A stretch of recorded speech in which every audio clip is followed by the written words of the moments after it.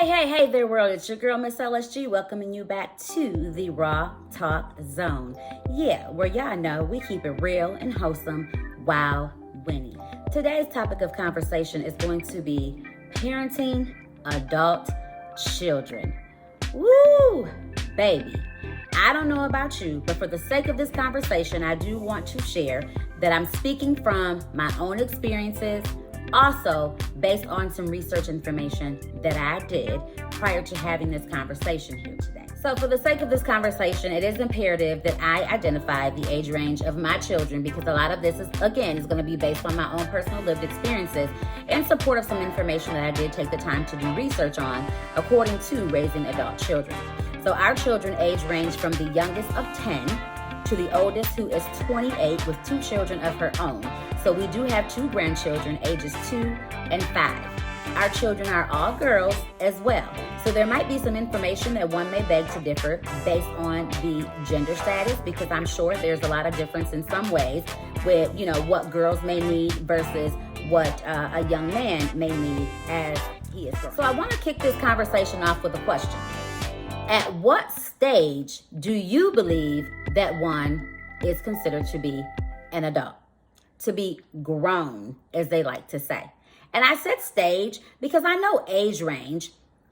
Society says at 18, our children are adults. But how many of you truly believe in your heart that at the age 18, you or your children were really ready to navigate the journey of life in terms of taking on 100% of adulthood? Given my personal perception on this topic, I believe that one becomes an adult when they can be 100% responsible for their basic essential needs in terms of housing, in terms of food, and in terms of providing those things that they need to obtain for themselves.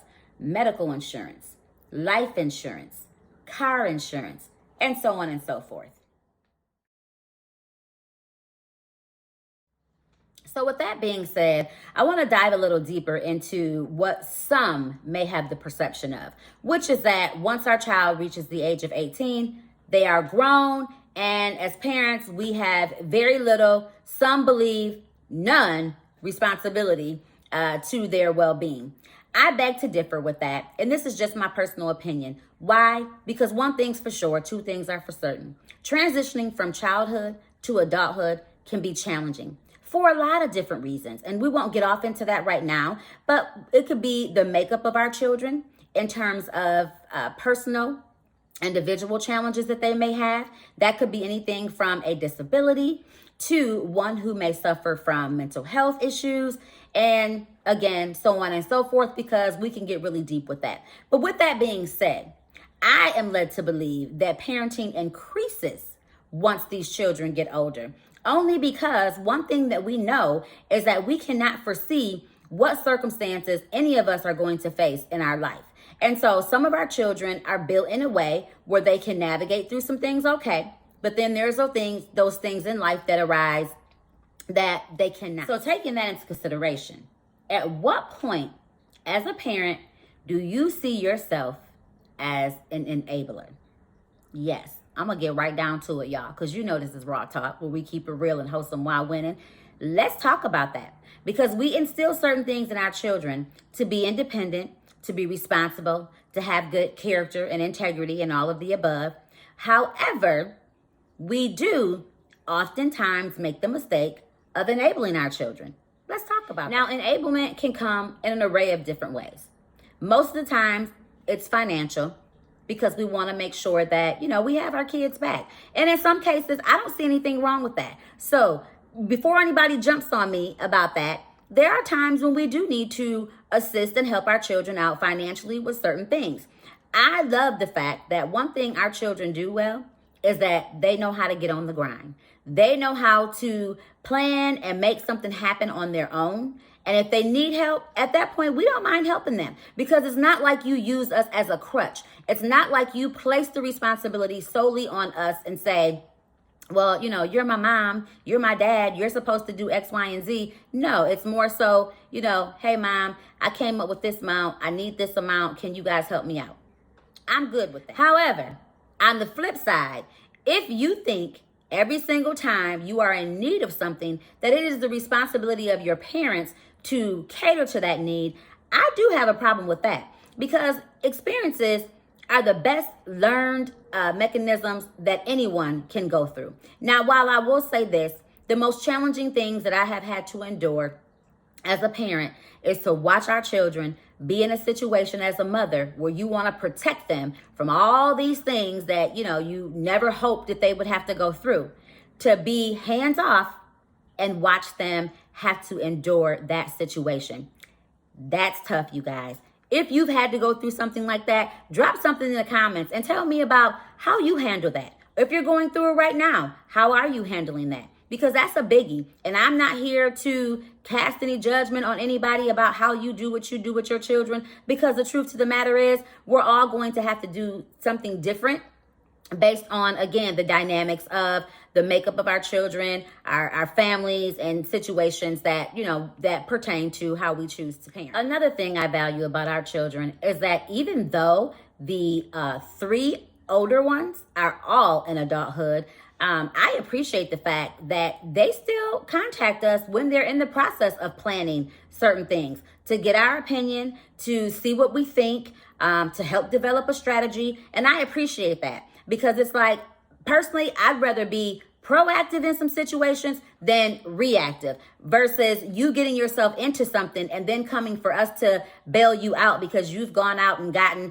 a new car with 16% interest rate that you're paying 3 to 4 times the amount of, and so on and so forth. So, things of that nature, right? And it's like, why would you go and make such a decision knowing full well that this is not something that you could afford, right? So I appreciate them coming to us and allowing us to have, our input. Do they always take our advice?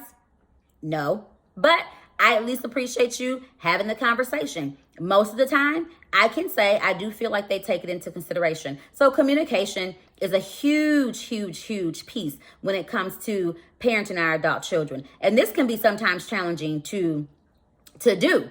It's challenging to do when they're childhood ages, right? Because they sometimes shut down and shut you out and don't want to talk about certain things because the conversation could be embarrassing, or they may be shame, or, what have you. But nevertheless, as they get into their adult stages, if they're still communicating with you about certain things, kudos, because there's a lot that they won't, and they don't have to necessarily if you are saying you are grown. So communication is always key, which personally for me is something that I really, really, really value. I mean, I'm sorry. You can't help someone if you don't know what the situation is. So, we're not mind readers. We need to be able to communicate. There's too many different ways nowadays to communicate for one not to communicate at all. But when it comes to our adult children, things that may serve as barriers of communicating is, number one, us not being good listeners, or vice versa.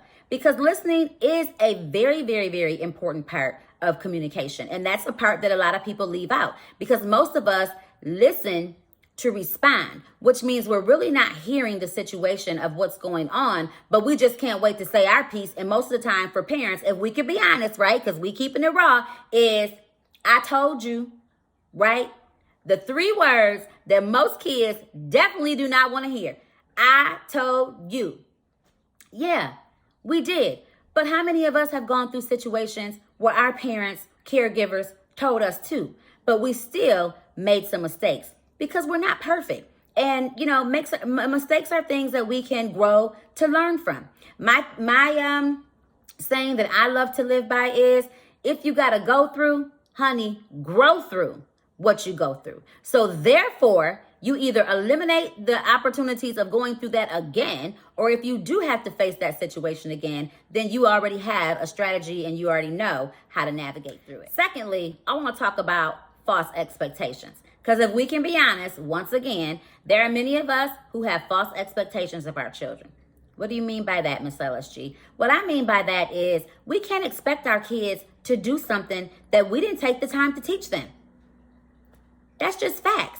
How are you supposed to hold one accountable to act or behave in a manner during a situation if we did not do our due diligence of teaching our children how to do this?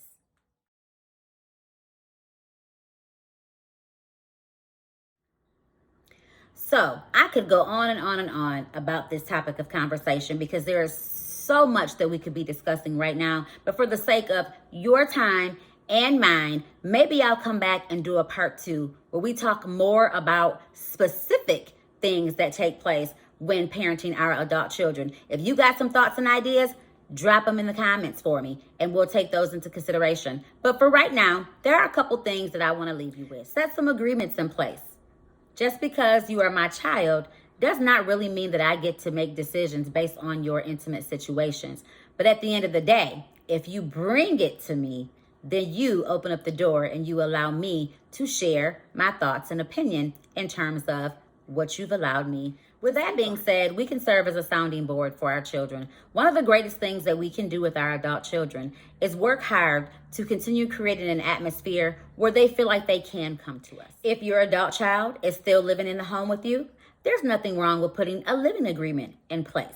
This is very similar to what rules and regulations one would have to adhere to in a lease agreement. So this is a living arrangement agreement. You may even give them a small financial responsibility around the house, whether if that's covering the Wi-Fi bill, taking care of the trash bill, something that you know based on their current income, they'll be able to properly budget and adhere to. This is a big part of teaching them that financial responsibility to adults. And last but not least, most of us have those times when we have our family meetings, which are usually conversations around the dinner table or conversations that we use to catch up with one another during holiday times. Don't get away from that. Even if your child is living out of the home or in the home, still make arrangements to have those family check-in times. Most of us have like the family group chat, things of that nature. Now that's good for the purpose of some things. However, if there's something serious or intimate, they may not want to put that in there. But we still create that opportunity to stay connected. We still create opportunity to communicate with our children about life, because the truth of the matter is all of us are experiencing something in this world today that none of us knew that we would have to come to face. So with that being said, we need to continue to practice what we preach, which is do unto others as you would have them to do unto you.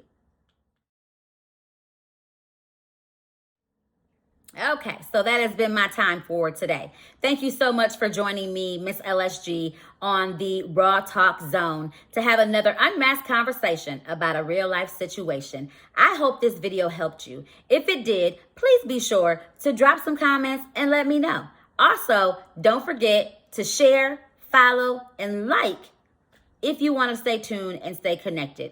Hit that notification button too.